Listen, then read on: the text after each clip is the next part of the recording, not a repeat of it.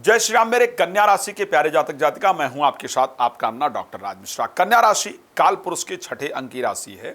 अगस्त का महीना आखिर कैसा रहने वाला है आपके लिए, जबकि आपकी राशि स्वामी बुध अस्त और वक्री दोनों ही परिस्थिति में कन्या राशि के लिए जा रहे हैं। हम इस पर विस्तार से चर्चा करेंगे, लेकिन आपको एक सूचना दे दूं कि यदि श्रीमद् भागवत कथा, श्री राम कथा या श्री शिव महापुराण की कथा आप अपने क्षेत्र में, देश या विदेश में कहीं भी आयोजन करना चाहते हैं और चाहते हैं कि इस कथा से समाज का तो कल्याण हो, लेकिन मेरा विशेष कल्याण हो, जिससे कि मेरे जीवन में वृद्धि आए, पितृदोष इत्यादि दूर हो, ग्रह शांति इत्यादि हो, और चाहते हैं कि वो कथा मेरे द्वारा विस्तार से आकर के की जाए, तो ऐसे कंडीशन में आप मेरे साथ संपर्क कर सकते हैं। नंबर आपके सामने है। रात को 9 बजे, दोपहर को 12 बजे लाइव भी आता हूं, तो आप मेरे साथ लाइव भी जुड़ सकते हैं, वो फ्री होता है। पहले और बाद में बात करना चाहते हैं तो कॉल अपॉइंटमेंट लेकर आप बात कर सकते हैं। कन्या राशि काल पुरुष के छठे अंक की राशि है। इसके स्वामी बुध हैं और दक्षिण दिशा की स्पेशली ये राशि मानी जाती है। पृथ्वी तत्व की राशि अगर देखा जाए तो इस राशि को स्पेशली कहा जाता है। कन्या राशि एक तो उत्तरा फाल्गुनी नक्षत्र के 3 चरण को मिला करके और उत्तर हस्त नक्षत्र और चित्रा नक्षत्र के 2 चरण को मिला करके ये राशि बनती है। उत्तरा फाल्गुनी नक्षत्र के स्वामी शुक्र, सूर्य, चंद्रमा हस्त नक्षत्र के स्वामी और चित्रा नक्षत्र के स्वामी मंगल, यानी सूर्य, चंद्र और मंगल, आचंभो, ये 3 लोग इसके लिए विशेष रिस्पॉन्सिबल प्लैनेट हैं। चौथे इसके लिए बुध, क्योंकि इस राशि के स्वामी हैं। इस राशि को देखा जाए ये छठे भाव की राशि है। आखिर कन्या राशि के स्वामी, कन्या राशि के जातक जातिका को क्या करने की आवश्यकता होती है? एक तो क्योंकि कन्या राशि छठे भाव की राशि है, छठा भाव रोग, ऋण और शत्रुता से रिलेटेड हाउस है। काल पुरुष की कुंडली में छठे भाव की राशि है, रोग, ऋण, शत्रुता। कन्या राशि के जातक जातिका को अधिकतम क्या करना चाहिए? मेडिकल प्रोफेशन जरूर अपनाना चाहिए, बिकॉज छठा भाव रोग का है और रोग से रिलेटेड चीजों के लिए कन्या राशि सबसे बेहतरीन राशि है। तो डॉक्टर इत्यादि बनने के लिए, रिसर्चर बनने के लिए, साइंटिस्ट बनने के लिए कन्या राशि सबसे बेहतरीन राशि है। ऐसे प्रोफेशन को अपनाना चाहिए। दूसरा, छठा भाव फौजदारी, मुकदमा, कोर्ट कचहरी इत्यादि का है।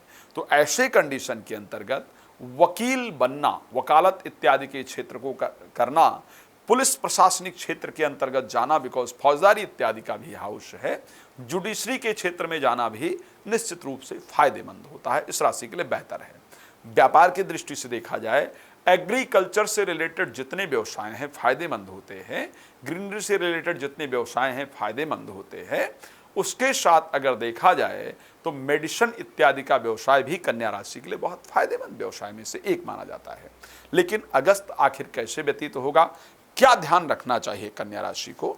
तो अगर हम कन्या राशि के जातक जातिका को एक ध्यान रखने की दृष्टि से कहूं, तो मैंने क्योंकि कन्या राशि पर कुछ खास रिसर्च इस महीने किया था कि क्या ध्यान रखना चाहिए, तो ऐसे लोगों को अपनी मानसिक स्वास्थ्य का बहुत ध्यान रखना चाहिए। यानी मेडिटेशन, एक्सरसाइज, योगा इत्यादि जरूर करना चाहिए कन्या राशि की जातक जातिका को।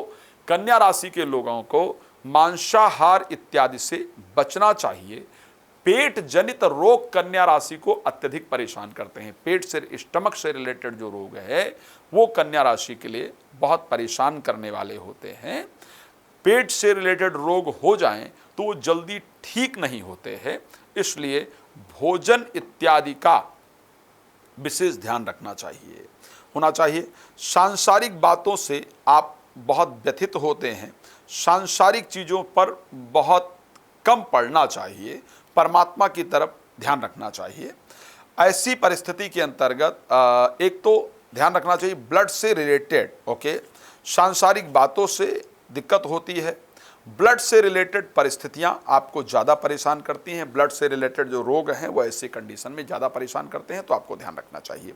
अब आइए हम आपको बताते हैं कि जो ये महीना है आपके लिए, वैसे तो आपकी राशि में इस टाइम पर केतु गोचर कर रहे हैं, राहु 7th हाउस में गोचर कर रहे हैं।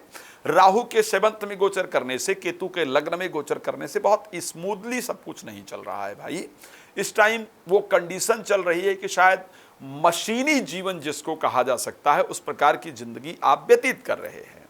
इस समय की अगर मैं बात करूं तो इस समय कोई अपना नहीं दिख रहा है। ऐसा लग रहा है कि मैं अकेला हूं, अकेली हूं इस दुनिया में, लोग मेरा सिर्फ यूज करने के लिए तैयार हैं, लोग सिर्फ मुझे एक प्रयोग की तरह देख रहे हैं, कोई भी मेरे लिए सपोर्ट करने को तैयार नहीं है, तो जिंदगी में बहुत अकेलापन है इस टाइम पर, यह परिस्थिति आपके लिए दिखती है।